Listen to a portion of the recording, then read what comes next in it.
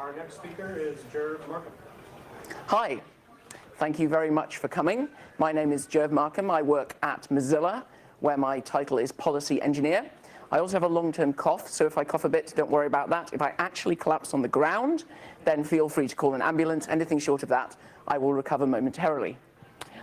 Today, I'm going to be talking about the Mozilla Root program, which is our program for managing certificate authorities, and a little bit about how it works, what we do, how we do what we do.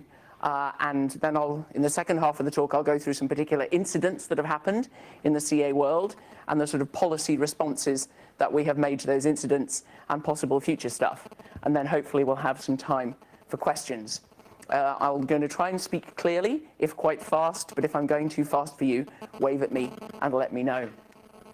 So, as background, if you want to establish over an untrusted network a connection to a particular person on the other side, there are roughly 3 ways that you can do it. The first is out of band, so you give them a phone call or you send them a letter or something to exchange some information that you can use to identify them when you make a connection over the untrusted network and make sure that you're actually connecting to the person you hope to connect to. The second way is called trust on first use, or TOFU, which is normally what out of band ends up being in practice, where you just connect for the first time over the untrusted network and you get through to somebody, and then you hope that that's the right person, and then next time you just you check you're connecting to the same person you connected to last time. But the third way is to have a trusted third party, somebody you trust and somebody the other side trusts, who can issue kind of tokens of identity, and then you check when you get the token of identity back from the person you connect to whether it was correctly issued by the person you trust, and if so, you assume you're making the right connection to the person you want to. And on the internet at least, trusted third party is most commonly implemented using a system of digital certificates. The advantages of this system are that minimal user interaction is required. If I want to connect to a new website I've never connected before to, and I want to connect securely, I type the address into my browser with an HTTPS on the front, and it connects me up, and assuming my browser doesn't sort of set off warning alarms, I can be pretty confident I'm connecting to the right place.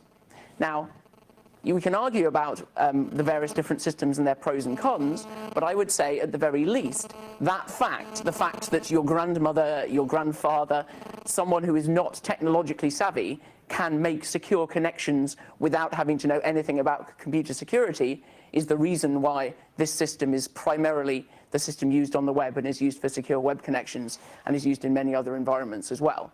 Because if your grandparent of some sort had to phone up their bank and get their bank to read them the SHA-256 fingerprint, which they then had to manually verify against the key that had been used in the connection they were establishing with their bank, what would happen would be that no one would ever bother to do that, and lots of people's data would be stolen. But I'd say that's the main advantage of certificate systems. But today is not about whether we should replace them with something else. Today is about how we deal with the world as we have it today. So if you are going to have trusted third parties helping you to establish your secure connections, then you need to have a list of the third parties that you trust. And that is called a root program. You can have root programs for trusting people for server-to-server connections. You can have root programs for trusting people for signing of code, so you know who wrote the code you're going to run on your computer. You can have root programs for trusting the signing of documents or for email. Some root programs cover more than one thing. The Mozilla root program, for example, covers server-to-server communication, and it covers email. It used to cover code signing, but we found out that no one really cared, so we stopped doing that. Who has one? Well, all of the operating system vendors have a trusted root store built in. So Microsoft has one, Apple has one, Google has one for Android. Also, Oracle has one for Java. Adobe has one, although it's focused on document signing. And Mozilla has one for Firefox, because unlike Chrome, which delegates these decisions to the operating system, although it may make some tweaks to them, Firefox uses its own built-in store of roots. And so a CA which is trusted on Firefox is trusted everywhere on every operating system. So we have consistency across Firefox across the OSs. And the reason there is more than one of these root programs is that it's probably not a great idea for one single world authority to determine who everybody in the world trusts. People want to make different decisions about who they think is trustworthy and who they think is not trustworthy. And in fact, you know, what you get with your operating system or what you get with your browser is a default set to which you can add or even remove people if you feel that they are not worthy of your trust.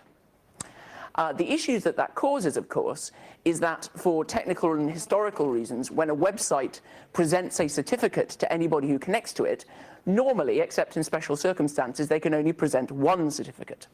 And therefore, they want to present a certificate which as many people as possible who are trying to connect to them trust, because otherwise some proportion of their supposed customers will get error messages and be scared away from using their website.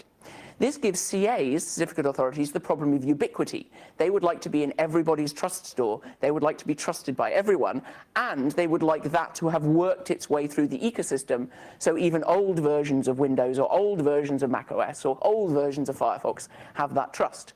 So if you're setting up as a certificate authority, unless you can find some way of bootstrapping yourself, and we can come to that, you have a very long lead time before your trust is ubiquitous enough among all of the different clients that people will even want to use your certificates. Why is Mozilla's root program different? We run our root program in an open and transparent manner. We feel that it's very important for the internet that at least one root program is run in a way which listens to and takes account of the views of the internet community, where the processes and procedures are open and people can suggest modifications and improvements to the way that we do things, that when we're considering adding someone to the trust list, that is an open and discussion process where there is discussion, and when we're considering taking someone off, and whether that is the right reaction or not to some perceived crime or error or mistake, we should have a discussion about that.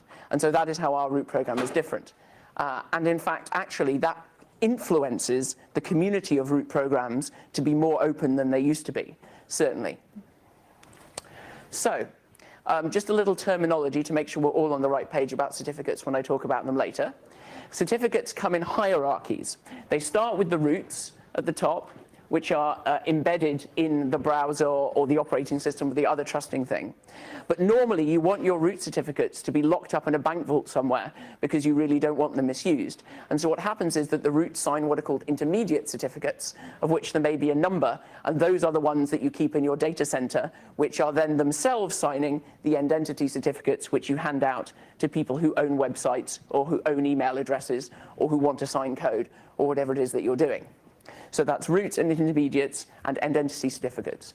And if you're a new CA who wants to get into the market, you might pay another CA a very large amount of money to get them to do what's called a cross certificate, which is where their root signs your root. And so stuff that you're issuing is trusted in older browsers which don't have your root built in because there's an alternate path up to theirs. So that's called a cross certificate. What policy tools do we have for managing our interactions with certificate authorities and managing this trusted list? Well, every certificate authority for each root has what's called a CPS and a CP, which are two documents, sort of the difference between which is a bit geeky and technical, but basically together they define the processes that a CA will use for issuing certificates. We're going to issue them this way to this sort of person. We're going to keep our data centers like this, and so on and so forth. There is also an international organization called WebTrust and another European organization called ETSI, which produce standards for certificate authorities as to how they should behave. Often that is, you should do what you say on your CP and CPS and we'll check that you do, and a little less than we would like about the thing you say that you're going to do is actually the right thing and sane, but nevertheless, there are these standards. An organization called the CA Browser Forum, which is an informal collection of the major CAs and the major root stores, also produces a couple of standards. And all of these standards are audited. So every year a CA has an auditor from an audit firm come and visit and check that the things that they're doing match the requirements in all of these documents. And the reason they have to do that, the reason those documents and those audits have teeth, is because each root program has a policy that if you want to be in our trusted list, you have to have this sort of audit and this sort of audit and this sort of audit, and you need to show us the documentation that shows that you've got them and that you passed. So root program policy defines what we expect of CAs, but also the audits that they have to have, and therefore someone goes onto their premises and to some degree at least checks that they're doing all of the things that they're supposed to do. One could argue about how effective those checks are, but these are the tools that we have. The other policy tool that we have actually is changing the user interface of our product and/or its capabilities. So in Firefox, at least, we can eliminate older algorithms or deprecate them or put warnings in for them to try and encourage people to stop using them. And we can do things like when Firefox connects to a secure site, there are effectively only two states it can be in. There's a state which uses a certificate called extended validation, where the actual name of the business has been carefully checked by the CA, and then we put that in the URL bar, normally in green, so it says this is B&Q, or this is PayPal, or this is Amazon.com Inc. In the top, and then there's everything else. Now, CAs have other sort of gradated levels of validation that they manage to sell to people, but that doesn't change the browser UI, so I'm not quite sure why people pay for the extra levels, but I'm not in a CA's marketing department. So those are the policy tools we have in broad brush for managing the behavior of certificate authorities for our root program. So Mozilla is keen to use our power because CAs want to be in our store so that their certificates will be trusted by Firefox, so they'll be able to sell them, so people will be able to connect using Firefox to their things. And that power that we have allows us to drive improvements in the certificate system and in the authority of the web, in the security of the web. Some of the previous improvements we've managed to drive, either by acting unilaterally or by acting with other browsers or by acting through the CA Browser Forum, have been things like the first thing the CA Browser Forum did was this extended validation standard. So you can argue about the value of having information about the sort of physical location and address and so on of a company in a certificate, but if that is valuable to you, then you definitely want that information to be correct. And it used to be the case that CAs were doing things like, yes, I'll accept a dodgily faxed copy of some phone bill to show that this is your address, right? And some CAs were trying to do better, but of course, because doing better costs more, there was a race to the bottom problem. And so the CA Browser Forum got together and produced a set of what we think are minimum standards for the vetting of actual real-life identity, and called it extended validation. So many CAs still use lower standards, but we don't trust those enough to display that information in our browser. So extended validation is what we think is necessary to actually have a real-world identity written into a certificate. So those standards were defined. We started those in 2007. They finished in about 2009. Another thing we did was eliminate the use of 1024-bit RSA certificates.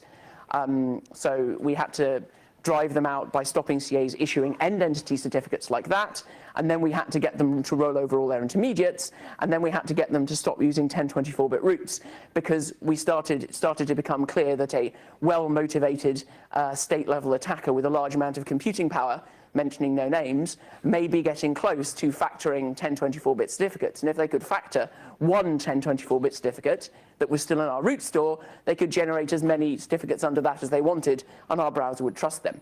So it was definitely time to move away from that, but that was a multi-year effort. Around about, and we'll get to exactly when and why, 2010 or 2011, the CA Browser Forum produced a document called the Baseline Requirements, which are a set of things that everybody has to do for the issuance of any certificate. So this was just for certificates which contain real-world identity. But this is like anything that you do. And so that was definitely a way of driving up the lower bound of certificate authority behavior and making sure that everyone did things that were at least vaguely sane. The world of intermediates, so we had the roots, which we know about because they're not a trust store, but then a CA can issue any number of intermediates, and you don't necessarily always see all of those and don't know what they're doing. And so we came up with a policy a few years ago where CAs had to disclose all their intermediates to us in a database, so we knew about all of those, or technically constrain them so that they couldn't issue for random sites on the internet. So that was a policy that we drove.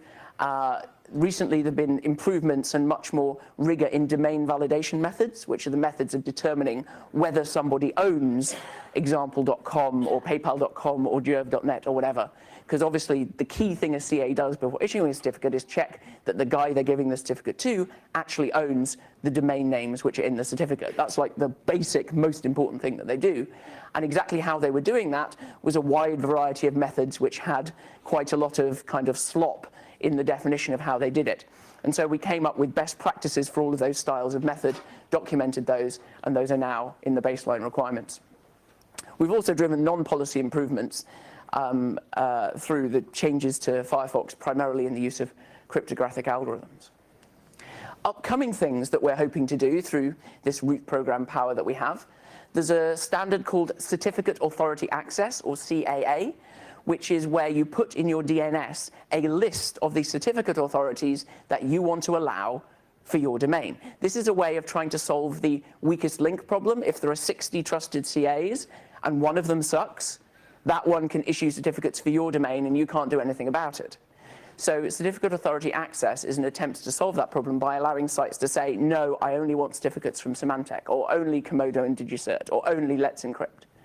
But the trouble is, of course, that this hasn't really taken off because CAs aren't required yet to read and abide by that information. And they're not very keen to do that for various reasons. But we want to make it mandatory to change this. We're trying to push that through the CA Browser Forum now. But if we don't manage to succeed, we may well take unilateral action and require it anyway.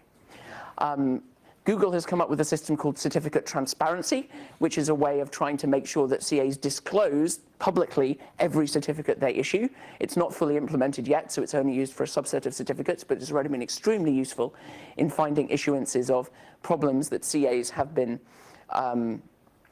bad things that CAs have been doing.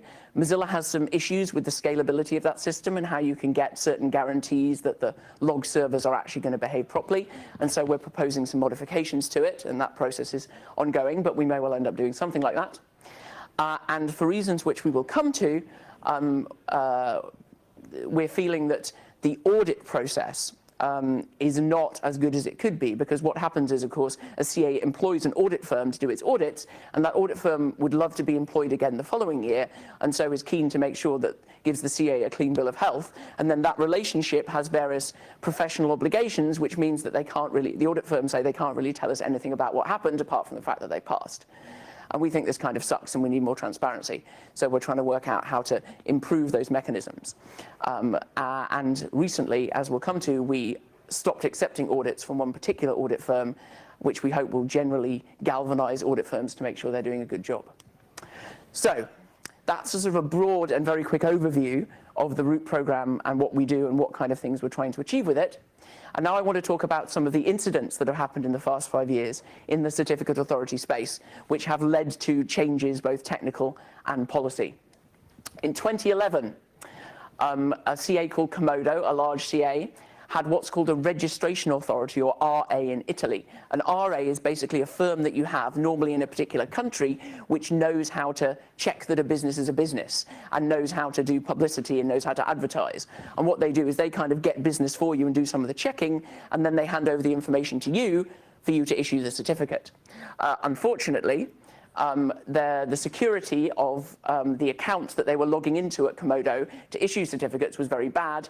A guy called Komodo hacker found out the password and issued a bunch of certificates for major websites, which he then boasted about. This also revealed, in fact, that Komodo were keeping their root certificates online. So instead of the intermediate level that we were talking about, they had their root certificates in the servers that were issuing the certificates and were just issuing directly off those. Komodo hacker may or may not have been from Iran. Komodo claimed that he was, but that may be just because they wanted to big up their problems as being a state-level adversary. Not sure. So what did we do? The result of this was that we required that all issuances, or pretty much all issuances, had to be via an intermediate, which then means that the CAs can keep the root certificate offline and reduce the risk of compromise of the root certificate key. And we also said that any account at a CA you can log into as an RA that can cause certificate issuance has to have two-factor authentication. That was in 2011. 2011 still, a very famous incident, a Dutch CA called DigiNotar got comprehensively pwned by somebody working for the Iranian government. The exact scope of that was unknown, but it was massive. They completely failed to notify any of the root programs that they had trouble and instead tried to revoke the certificates that they found were dodgy and cover it up. But in fact, what happened was certificates that were issued from the DigiNotar roots were basically used to man-in-the-middle people in Iran. The company which did the forensic analysis of DigiNotar produced this video, which was made because when you use a certificate, often your browser will go back to the CA and go, is this certificate still okay? Using a protocol called OCSP. And if you can look at those logs, you can geolocate the IP addresses to find out where in the world people are using that certificate from.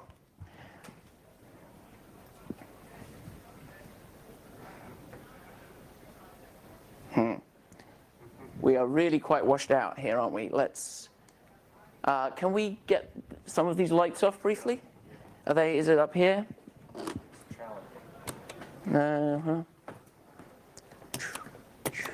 That's there we go. All right. Oh, you found it. Found it. Okay, that's better.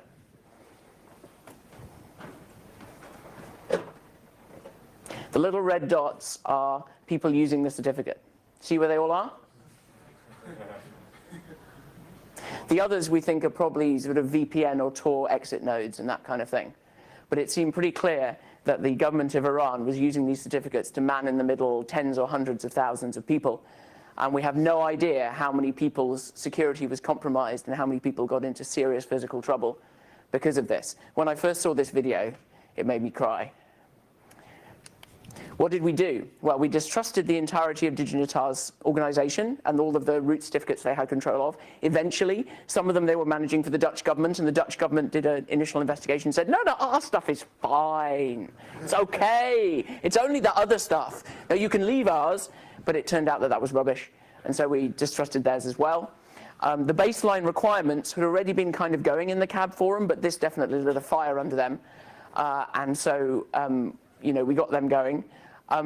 Because of what we just saw, all of these requests were coming in, is this certificate any good? And the servers were saying, yeah, it's fine, because it's a certificate they'd never heard of. Because OCSP responders were, in a sense, powered by lists of bad certificates. And so they just said it's fine for anything that wasn't on their list of bad certificates.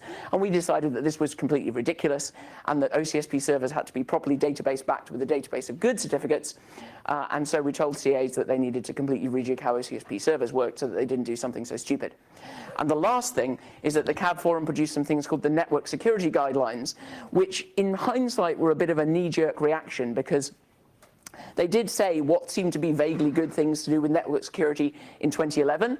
In 2016, a lot of the things that you do are different, but this document hasn't changed. No one really knows very much. No one in the CAB forum has the expertise to update it, and so it's actually now a bit of a drag on certificate authority network security best practice. And so we have to figure out what to do about that. But that's something that happened at the time. 2011, a company called DigiCert SDN BHD, not to be confused with the much bigger DigiCert in the US, was a Malaysian subordinate CA of Entrust. So Entrust had issued them an intermediate certificate, which they were then using to issue to their customers. They decided it would be great to have some certificates with 512-bit keys, which you can factor in about 3 minutes on your coffee pot. And no key usage information, which means these certificates could have been used for email or servers or anything you wanted to use them for, and no way of revoking them.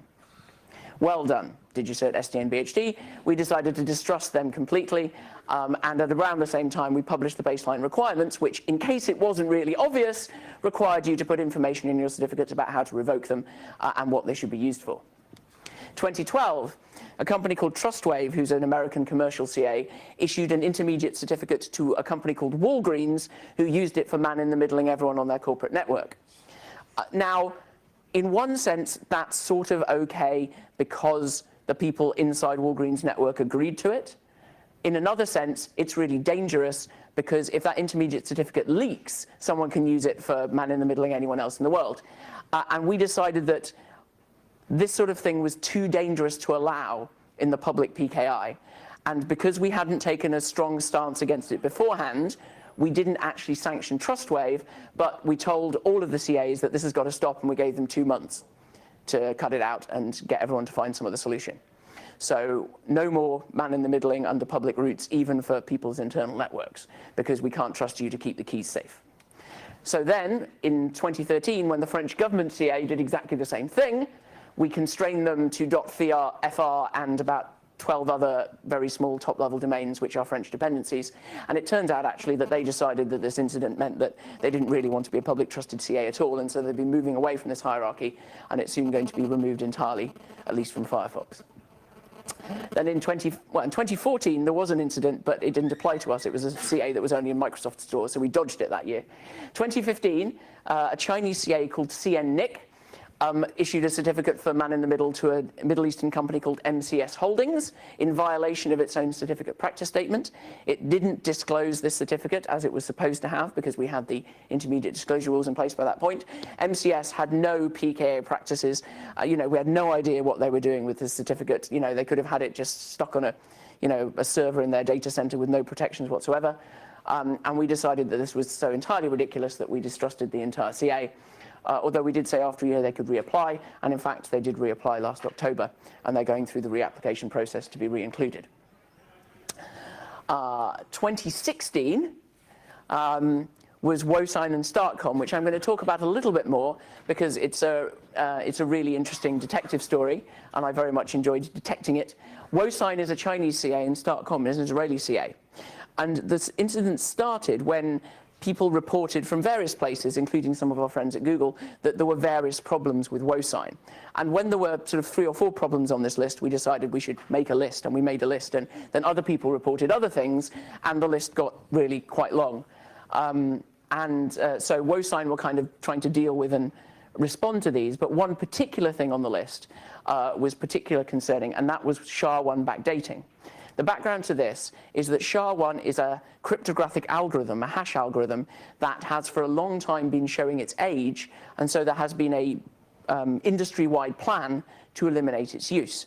And one of the key dates in that plan was the 1st of January 2016, which was the date after which no certificate of authority was permitted to issue certificates that used the SHA-1 hash algorithm as part of their cryptographic construction. The trouble is that certificates don't have an issue date in them. They have 2 dates. They have a not before date, which is the date you're not supposed to use the certificate before, a start date in other words, and a not after date, which is sort of an expiry date. But both of those bits of information are controlled by the CA, and there is no requirement, and there is no way you could enforce a requirement, that the CA make the not before date the date of issue.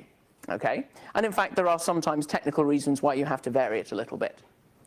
So, SHA-1 was forbidden for certificates issued after a certain date, but of course it is technically possible for a CA to backdate their certificates to make it look like they were issued before the ban came into place, thereby working around the code that Chrome and for a while Firefox had in that said we don't trust certificates that were issued after this date. So we thought WoSign had been doing that. Why did we think that? Well, this is a graph of WoSign's SHA-1 issuances for the 3 months leading up to the deadline day, when they weren't supposed to do it anymore. And it turned out, by looking at various fields in the certificate, because certificates in a sense have patterns or fingerprints, sort of little features that you can tell they were issued by a particular system or in a particular way, that they had 2 types of SHA-1 issuance, which are in green and orange. The green ones we think were probably issued by an automated system. They were issued on every day of the week, and they were issued in quite a big volume. But the orange ones we think were probably issued manually. They were only issued between Mondays and Fridays. They were issued in much smaller quantities. Well, almost completely only between Mondays and Fridays. Occasionally, it seems, someone came in on a Saturday and issued the odd certificate. And on this particular Sunday, there were 62 certificates issued. That's sort of 2 Sundays before the end of the year, 20th of December. And we thought that that seemed a little bit surprising, that they would come in on a Sunday and issue so many certificates at once. And so we had to look at those certificates in comparison to the other orange ones. And we looked at the time that they were issued. Now, the orange ones, you can see, were issued, this is UTC, so were issued during the day in China with a break for lunch. Okay? The blue ones were issued at random times throughout this particular Sunday. So we have two options, one of which is that the employees of Wosign, perhaps because they were, under some sort of pressure, came in on one Sunday at midnight and worked all the way through to the next midnight, issuing certificates, SHA-1 certificates before the deadline, or it could be that in fact they had a template which had this backdate in it, and they were just using that template to issue certificates in 2016, which they were claiming were issued in 2015. We thought that was a bit more likely. So then, certificate transparency provided cryptographic evidence of the backdating of 6 of the 62 certificates, but not the rest. And so that, again, was a bit more evidence that they'd been doing this. The other thing that they did was that they bought this Israeli CA called Startcom, and Mozilla has a clause in our root policy that says that if a CA changes control, you have to tell us. Because trust is not transitive. Just because we trust company A doesn't mean we trust company B when they buy company A. And so you have to at least tell us that that has happened. And not only did they not tell us, but they explicitly denied that it had happened until we went to the British, Israeli, and Hong Kong company registries and traced the chain of ownership to show that in fact the Israeli company was now owned by a British company, which was now owned by a Hong Kong company, which was owned by Wosign, which was itself owned by a large Chinese IT conglomerate, which also has a browser called Qihoo 360.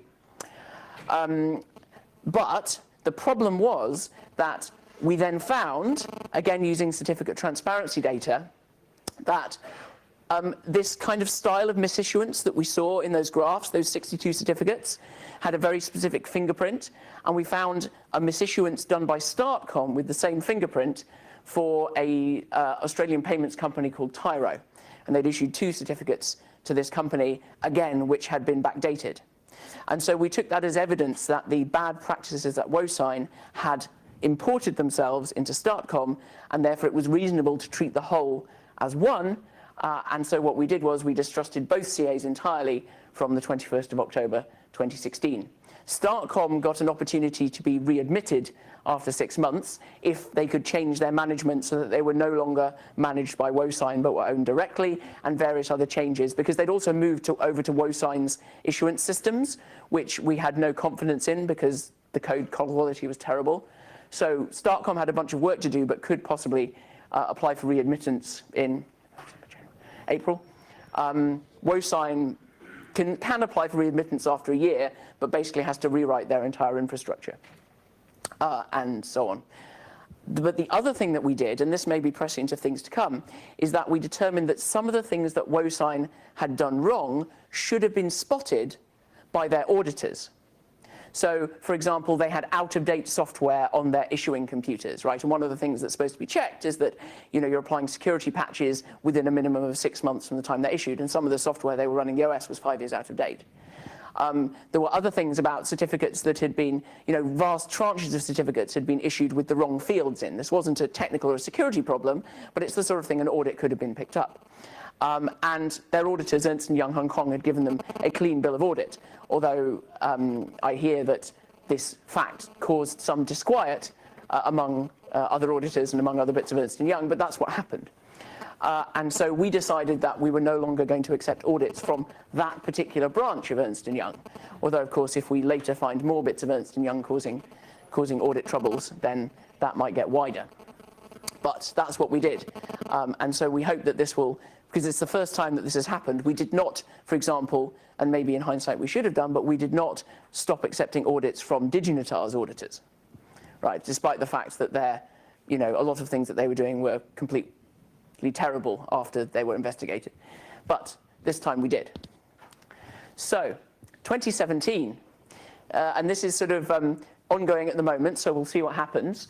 A very large CA called Symantec has discovered some problems with an RA in Korea called CrossCert. So what happened was someone was looking through the certificate transparency data, and they found that a bunch of certificates supposedly issued by Symantec that had the word test in the organization field instead of the name of an actual company, which again is not necessarily a security problem in itself, but isn't what you're supposed to do. And they said, what about these? And Symantec said, oh yes, those are issued by CrossCert. We'll go and talk to CrossCert about this. And they had a little chat with CrossCert, and it seems like the more they talk to CrossCert, the more problems they find. So they were, there were 12 certificates that they were concerned about, and they said, oh, just show us the logs for these, the audit logs, to show that you'd properly checked that these domains were owned. And the CrossCert were like, audit logs?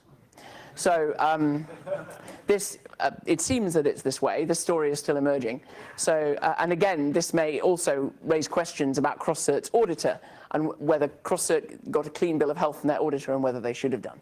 So this is an emerging situation, which we'll have to see, but this might well be 2017's thing because, and I'm still asking Symantec about this, I don't think it's necessarily possible to tell when a certificate was issued via CrossCert and when it wasn't, which means that the blast radius for this could be really quite large. So watch this space. There you go. So there's some things that happened and what we did about them, as well as stuff about our root program, and I'm glad we have 10 minutes left, and I'm very happy to take questions. Please, sir. Yes, that's you, in the blue. Yes.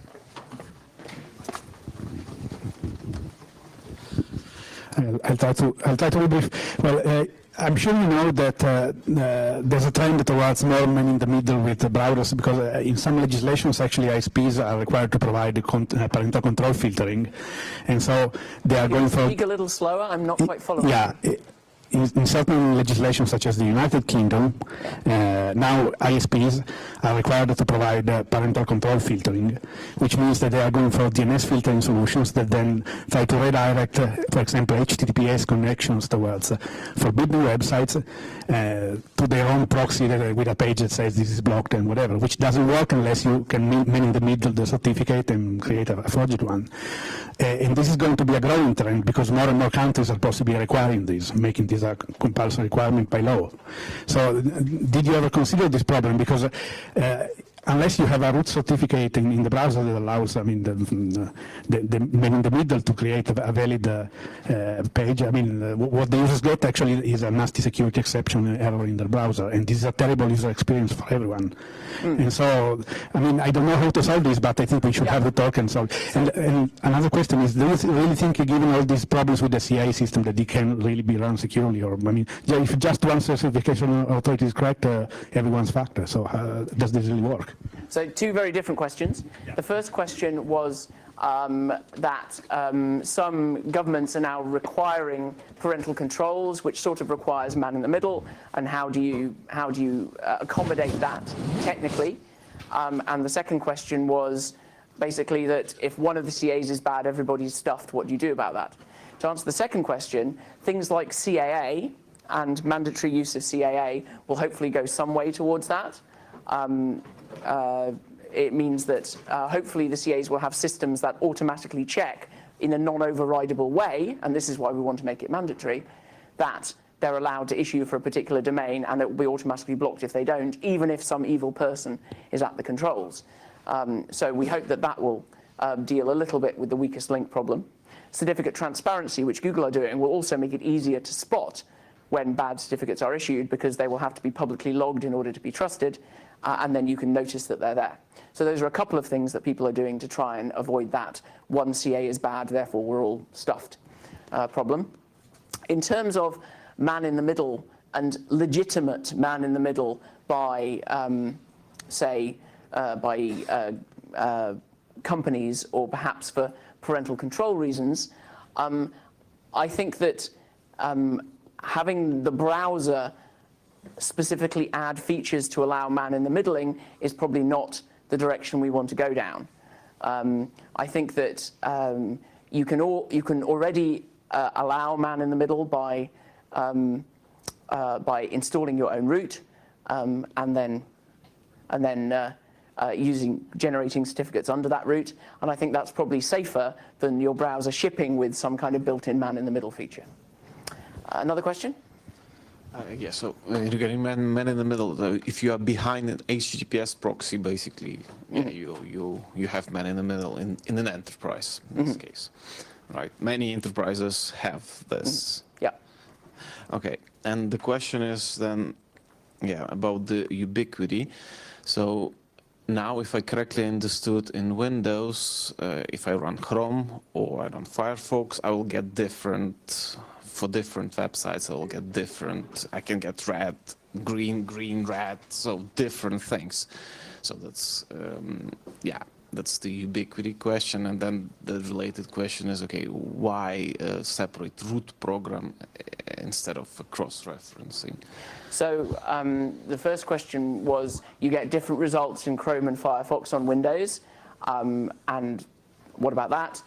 And secondly, why is there more than one root program? Well, by default, you get different results possibly in Chrome and Firefox if there's a disparity between the Windows root store and the Firefox root store.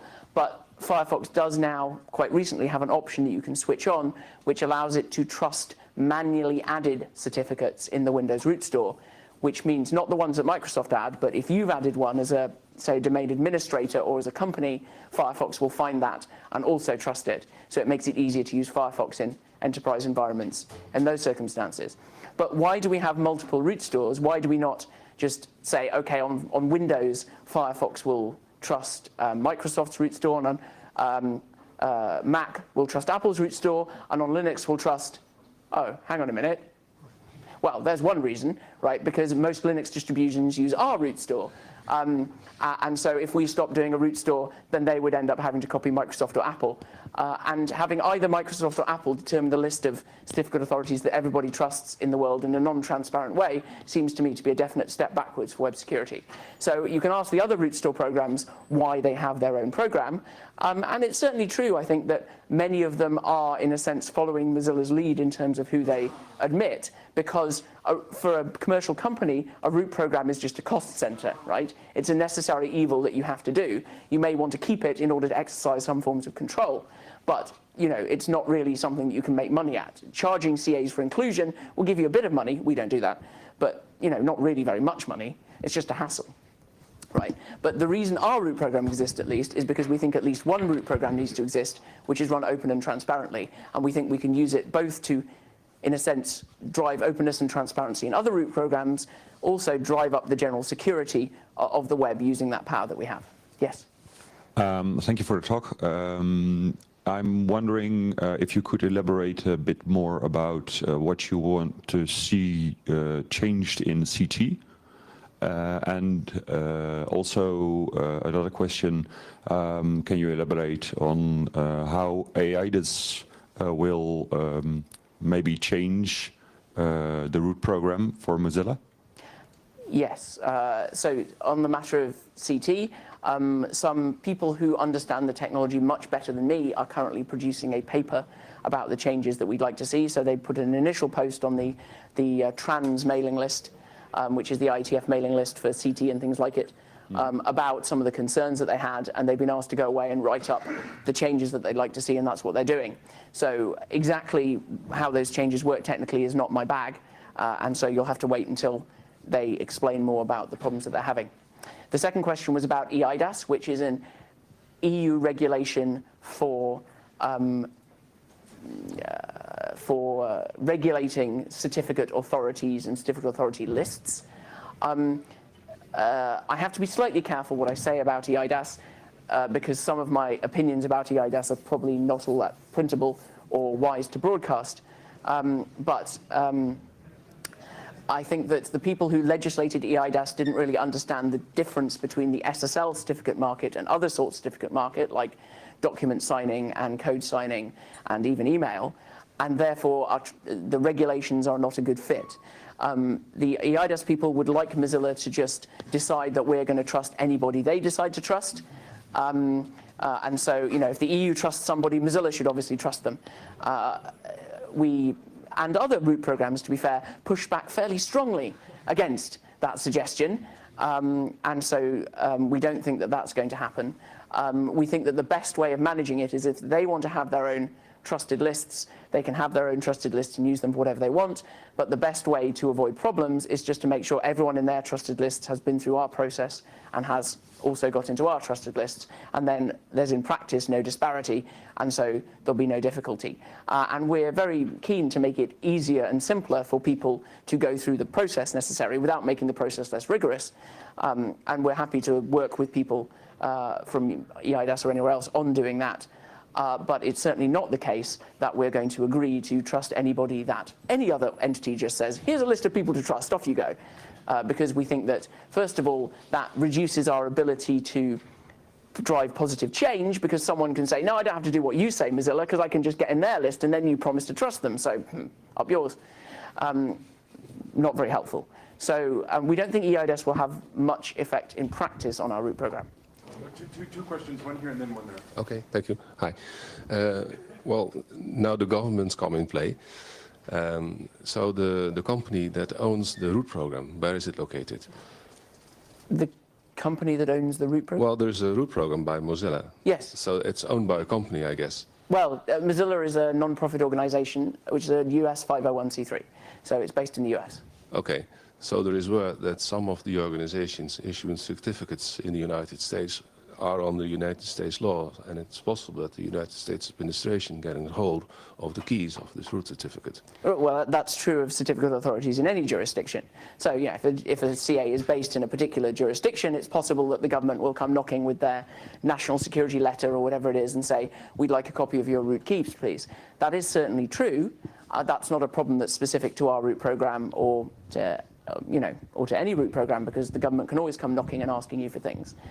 But the advantage of the certificate system is at least that, particularly something like certificate transparency might be able to help with that in some cases, but also if the government does do that and starts issuing certificates for man in the middle, they are handing out with every connection cryptographic evidence of what they've done.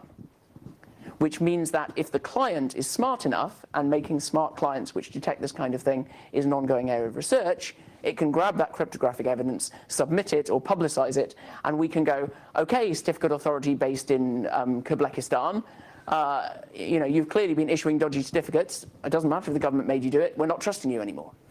So, there is always cryptographic evidence when that happens. The trick is capturing it. And that's a better situation, I think, than other systems where it's much harder to prove that the government has snuck in and stolen some keys. Yeah, we have seen that the power of the CAs is, I think, too big. Yeah, they have a big potential for abuse, and they did it, and they will do it.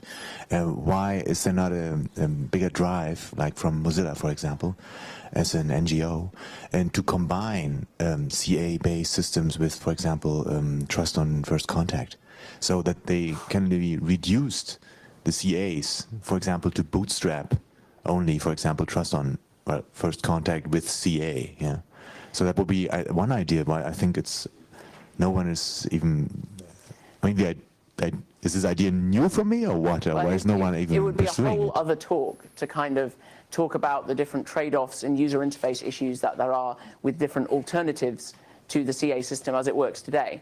But very briefly, one of the big problems with a trust on first use system is how you deal with key change, right? So in a trust on first use system, in a CA system, if a key changes, nobody knows, nobody cares, right? Because the new key is signed by the same authority as the old key, and it's still signed, and you still trust the authority, so it's fine.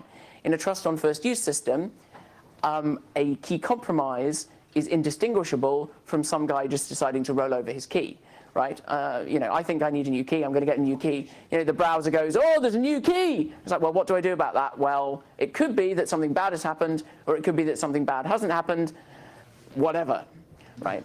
So that's a very brief answer to what is actually a very large problem, and it'd be great to discuss that, but we really don't have time here. Yeah, well, in fact, we're out of time. Yeah, but Jerv, thank you so much.